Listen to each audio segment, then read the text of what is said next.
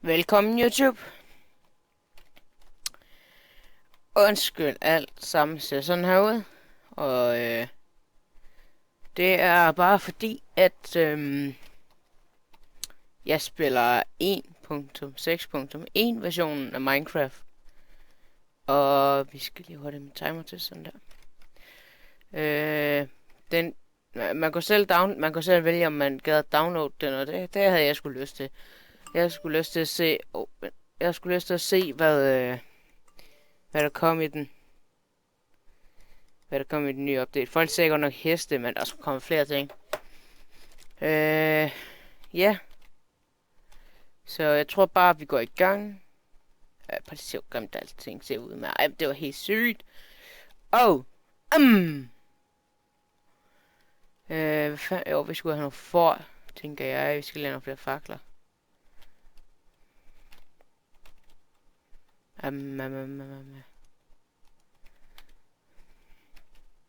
Kul det der. Hej. Fandme løgn. Nå, jamen vi skal nok have noget med kul. Charcoal. Det har jeg i hvert fald fået et andet look her i. Det ser sgu underligt ud. Nå, okay. Det er sådan noget... altså, det er fedt nok, de laver det om. Så det ikke har den samme form. Kul og charcoal. Jeg står med kul. Jeg kan faktisk gå og brænde nu her om lidt, når vi har fået alt det her kul.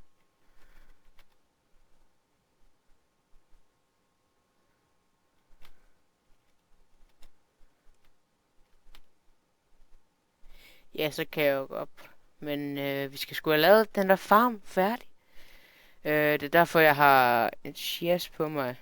Hvorfor blev den nu? Hvorfor den nu derhen? Det er sgu da mærkeligt noget. Det var 10. Nå.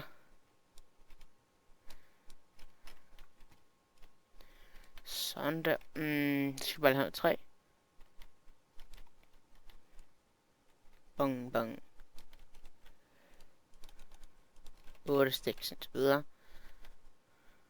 Hvad satan? 16, det er ikke nok. Hvad sker der for den bug der? 24, ja det er sgu nok. Kan jeg ikke få flere? Nå, nu ved jeg hvorfor den var. Nå. Okay.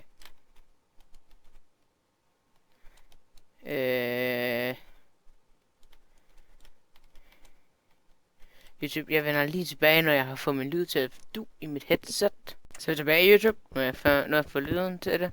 Så skulle bare lige åbne Minecraft igen. I denne format. Okay, det skulle bedre med noget lyd. Det er dejligt. Lyd, det er altid godt. Hold nu kæft. Vi er bare brug for kul. Det er også dejligt med kul. At man får XP af det. Jeg synes sgu. 161, altså, det ser ud som om, at man får mere XP af kul nu. Ligesom om man får hver gang.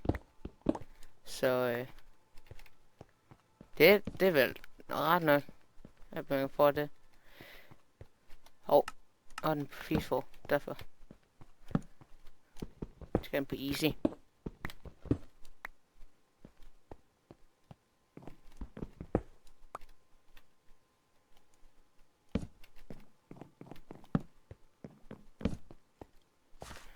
Yeah. Ja.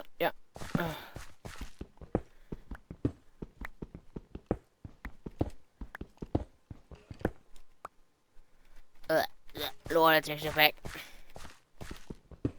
Kul. Der er meget.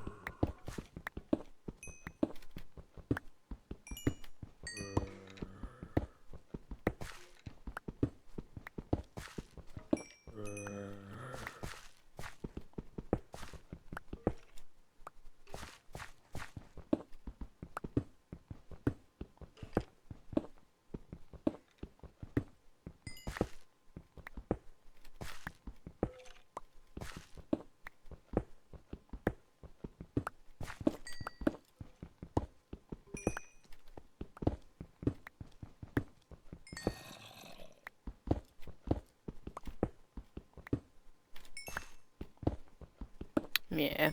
Så snart der kommer texture pack til 1.6.1, så downloader jeg selvfølgelig den. Det bliver sgu rigtig godt, så. Det bliver dejligt. Og når hvad hedder det, den kommer ud til Minecraft, den normale Minecraft. Man skulle downloade sådan en launcher for at få den her version. Lige nu i hvert fald. Lort, zombie. Gider dig ikke? Au.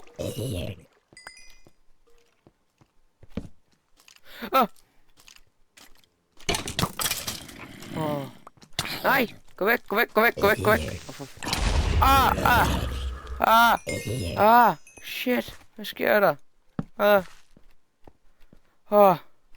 Fuck i en af helvede. Fakler, fakler, fakler.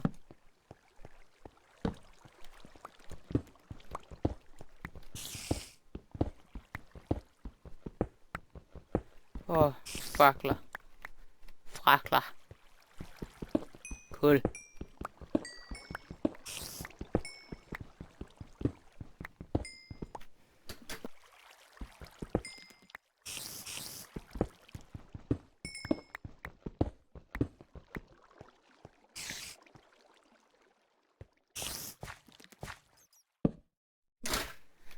Sådan, så er vi i gang igen.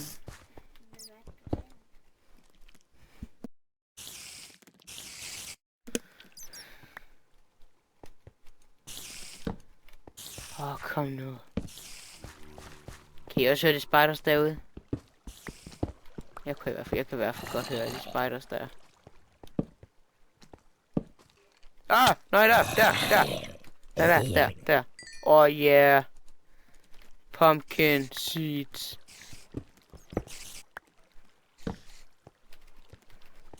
Fuck, vi skal også finde op. Shit, det er helt glemt. Nå, vi må nok også finde op igen. Kom, den her vej fra.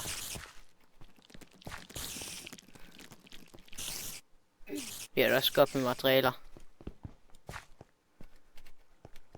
Jeg tror, hvis vi kom herfra. Jo, det gjorde vi også. Kom vi herover fra.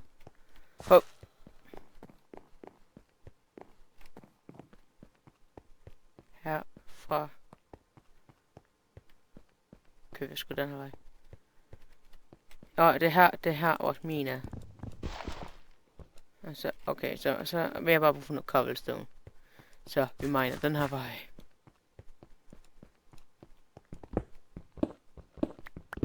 Cobblestone.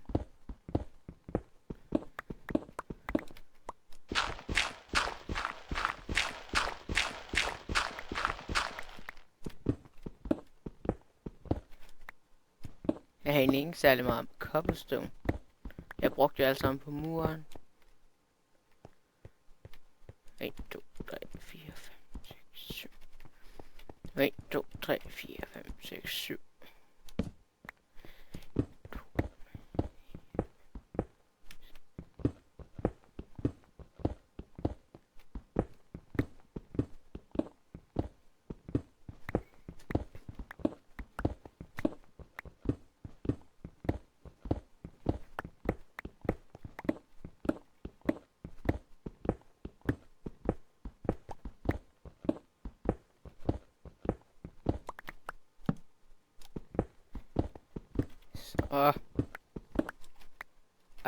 Shit, må koble nu.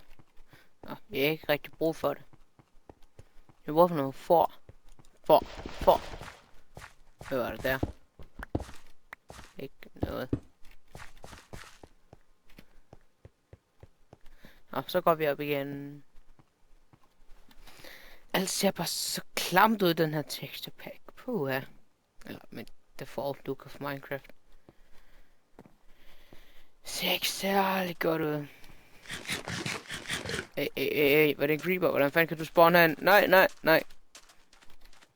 Flere fakler.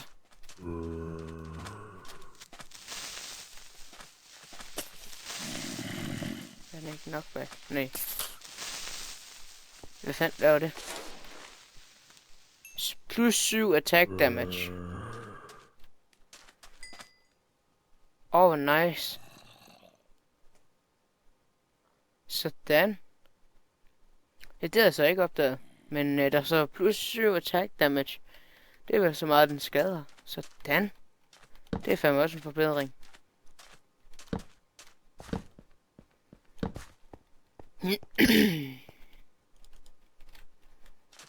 Jeg bruger for flere fakler.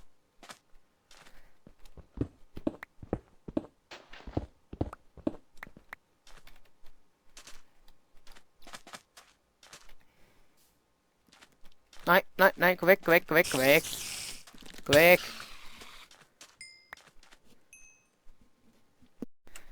Så. Vi skal have lavet den her mur færdig. Det er det, vi skal.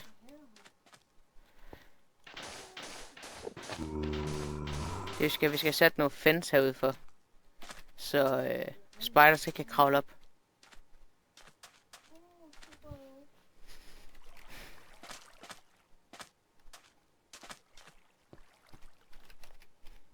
Bum, bum.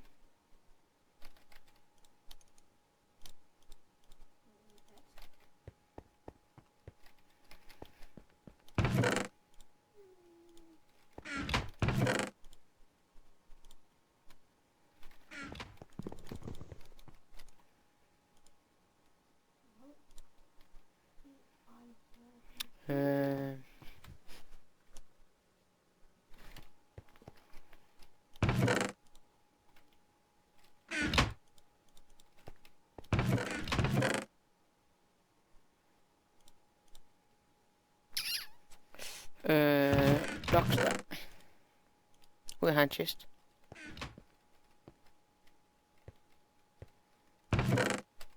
Og der skal også være en hel del i.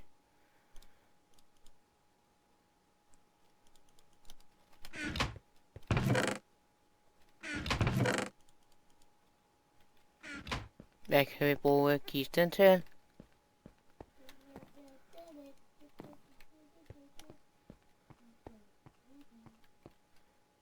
Den kan vi sætte her. Nej, den tror jeg, vi sætter den ved siden af min seng.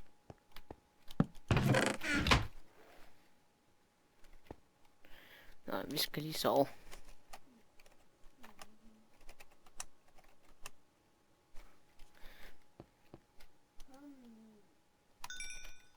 Prøv at se, ejeren, det ser mega grimt ud. Fy for helvede. Og de er... Wow, wow, wow, wow. Nå, vi skal lige bruge noget fence. Og dertil skal man bruge nogle sticks.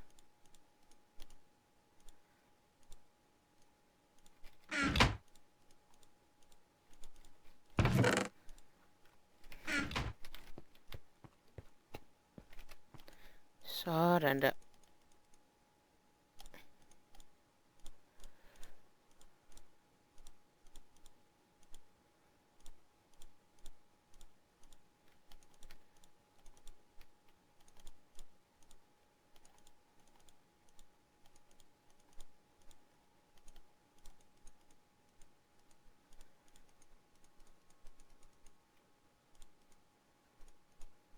Sådan der.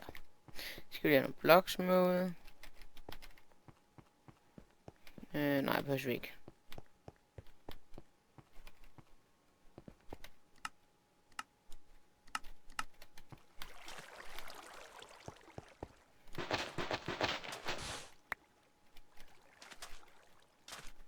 Så skal vi op på muren. Muren. Muren.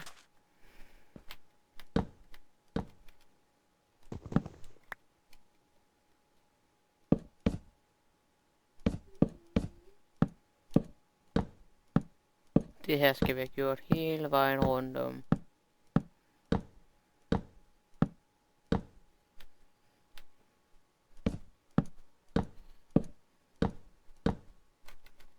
Nej. Nå. Okay så.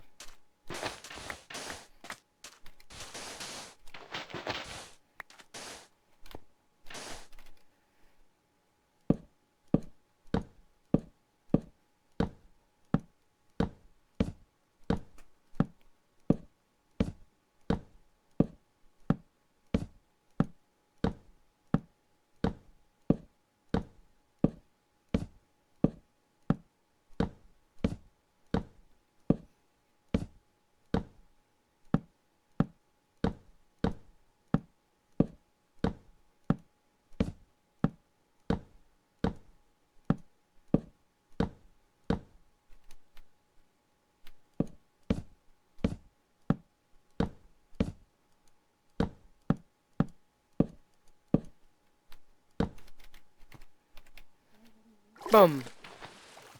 Nå, nu skal vi have noget får. Nogle flere kyllinger, hvis jeg skal få det.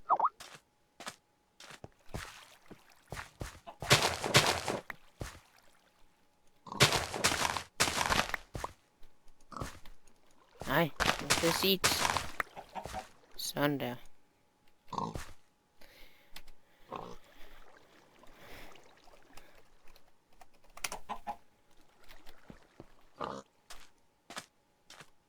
Så er vi på vej.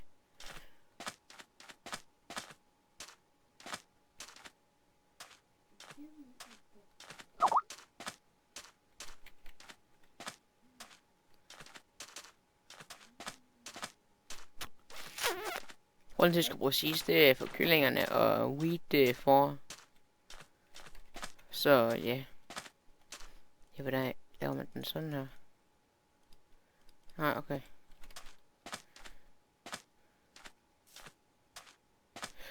Hey, der er pigs. Det må vi bare ikke bruge for. Så den kan vi godt dræbe.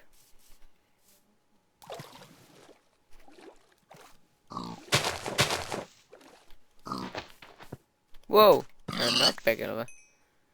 Ja, der er knockback.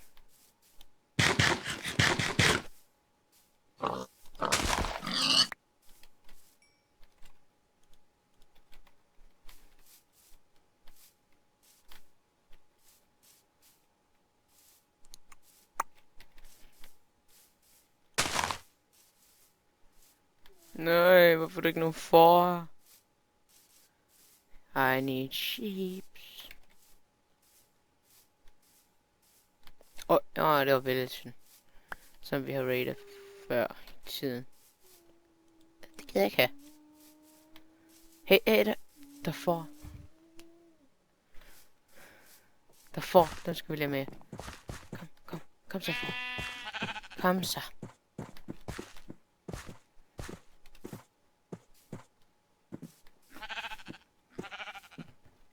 Kom så for. Yeah. Kom så. Kom så. Ding. Kom så. Det er nok lige det sidste, vi gør for i dag. Og så slutter vi optagelsen. Kom nu for. Kom nu. Nej, nu skal du kigge her. Kig så her.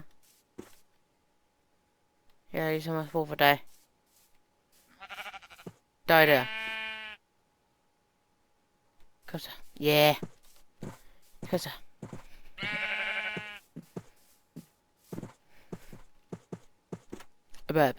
Kom så. Ja. Ja. Nej. Skud. Her. Kom så. Kom så. Ja.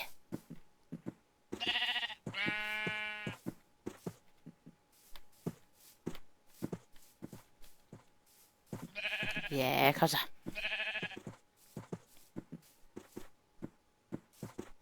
Hey. Kom så her. Godt. Ja, kom så. Ding. Derovre. Nej, for. Kom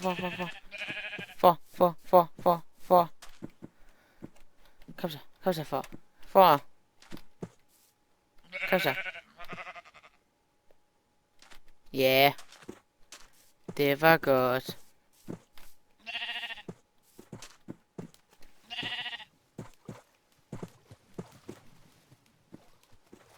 Ja, kom så.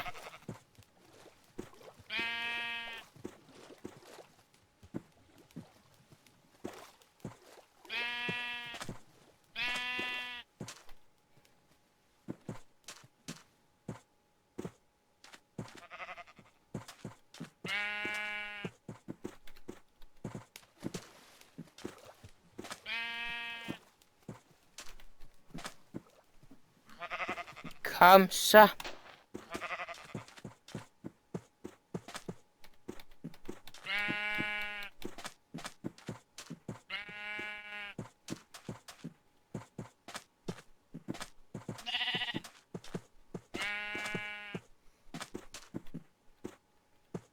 Ja, vi er her snart.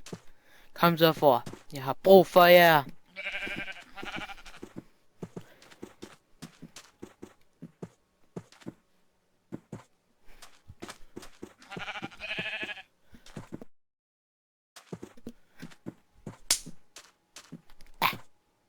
Kom så for. Ja, kom så. Ja.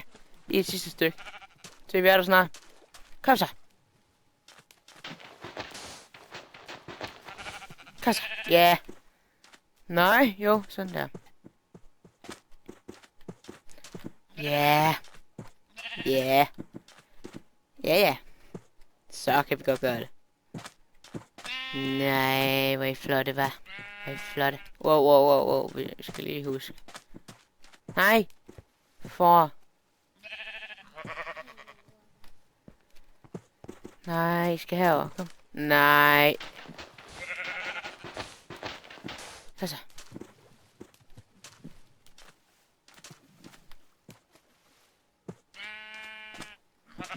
Okay. Så går vi her på broen. Nej, ikke gå ned. Nej. Ja. Yeah! Nå. Ja, okay. Ja, okay. Herover. Lige... Nej. Nej, for. Satan også. Kom så for. Kom så. Nej, kig. Kig for satan. Kig. Nej. Kom så.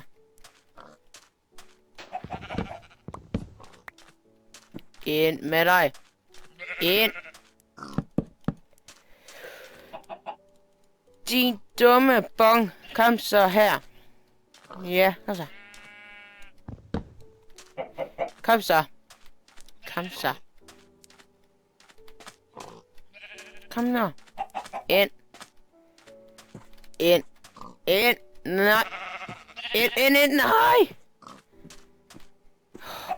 Kom så. Ind med dig.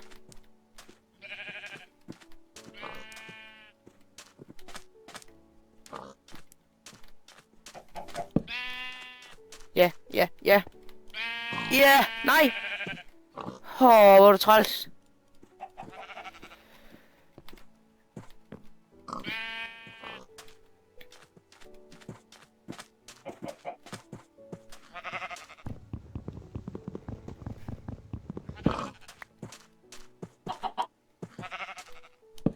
Ja, man. Sådan. Hey. Har jeg ikke... Nå, jeg har kun én kylling. Nå, ja, vi ses YouTube. Hej. YouTube, jeg fandt ud af, hvordan man lavede sådan en der høball. Jeg skal bruge 9 stykker. Så, ja. Jeg fandt ud af det. Se. Bum. Så har vi det til stallen. Farvel.